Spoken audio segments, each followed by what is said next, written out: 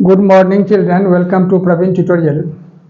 आज क्लास 10 की बारी है और वही linear equation in two variables जो चल रहा था उसी का अगला और इम्पोर्टेंट क्वेश्चन लेके मैं आया हूँ। आज जो मैं क्वेश्चन बताऊँगा वो बोर्ड में आया हुआ क्वेश्चंस हैं, है ना, और एक एक करके मतलब मैं क्वेश्चन बताने जा रहा हूँ। देखिए क्वेश्चन है क्या और करना कैसे है, बहुत इंपॉर्टेंट क्वेश्चन है, थोड़ा ध्यान दीजिए। क्वेश्चन है जो find the values of A and B for which the system of equations has an infinite number of solution. मतलब यह इक्वेशन दिए, दो इक्वेशन दिए हुए हैं और इसी से ए और बी का वैल्यू निकालना है। तो सॉल्यूशन में क्या करना होगा, थोड़ा ध्यान दीजिएगा क्योंकि नया चीज़ है आप लोगों के लिए। जैसे a-1x प्लस 3y और इस 2 को इधर ले आना है, -2 = 0। और इसके बाद यह जो है 6x plus 1 - 2b into y -6 = 0। मतलब इस 6 को भी इधर ले आना है। तब क्या हो जाएगा, जो फॉर्म जो होता है लीनियर इक्वेशन का a1x plus b1y plus c1 = 0 और यहाँ हो जाएगा a2x plus b2y plus c2 = 0। अब ध्यान दीजिए, अब a1 के जगह क्या है a-1 और b1 के जगह क्या है 3 और c1 के जगह -2। उसी तरह से a2 के जगह 6, b2 के जगह 1 - 2b और c2 के जगह -6। अब लिखना होगा जो since the system of equations, बहुत जरूरी है लिखना, द सिस्टम ऑफ इक्वेशंस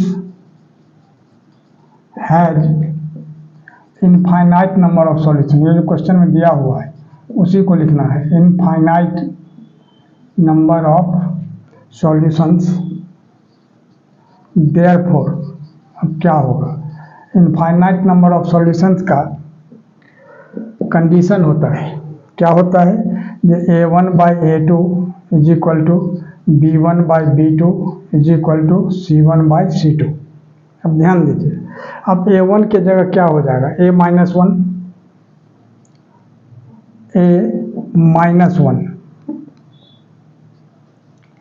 और a2 के जगह क्या होगा 6 = b1 के जगह क्या हो जाएगा 3 और b2 के जगह क्या होगा 1 - 2b। थोड़ा ध्यान दीजिएगा, = c1। अब c1 के जगह -2 और c2 के जगह -6, -2/-6, ये माइनस माइनस कैंसिल हो जाता है। अब क्या करना होगा, एक बार इसको एक साथ लेना है, फिर इसको एक साथ ले लेना है और a और b का वैल्यू फाइंड हो जाएगा। अब देखिए, दिस इम्प्लाइज a-1/6 = 2/6। अब 6 से दोनों तरफ इक्वेशन का रूल है, अगर सेम चीज़ डिनोमिनेटर है दोनों तरफ वो कैंसिल हो जाता है। तब a-1 = 2 हुआ। अब देखिए ये a-1 यहाँ से यहाँ आ जाइए, a-1 = 2। देयरफॉर a क्या होगा 2 और -1 इधर आके +1 यानी 3, a का वैल्यू 3 निकल गया। अब इसको ले लेना है एक साथ। तब लिखना होगा and 3/1 - 2b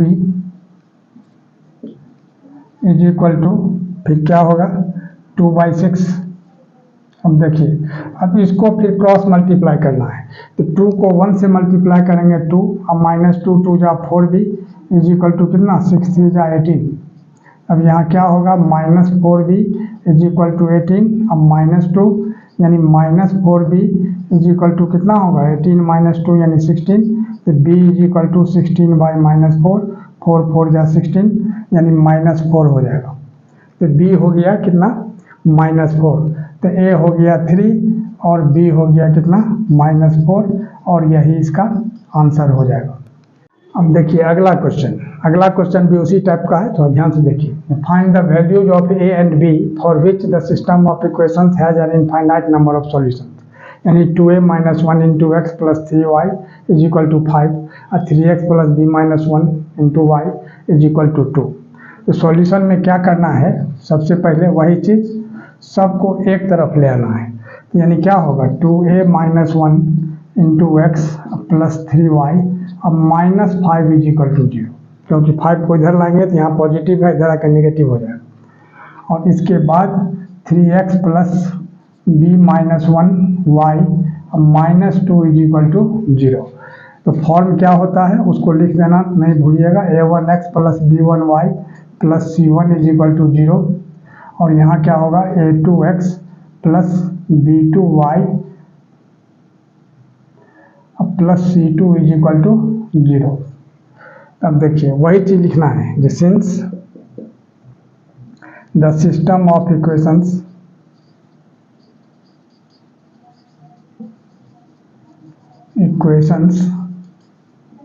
has infinite number of solutions,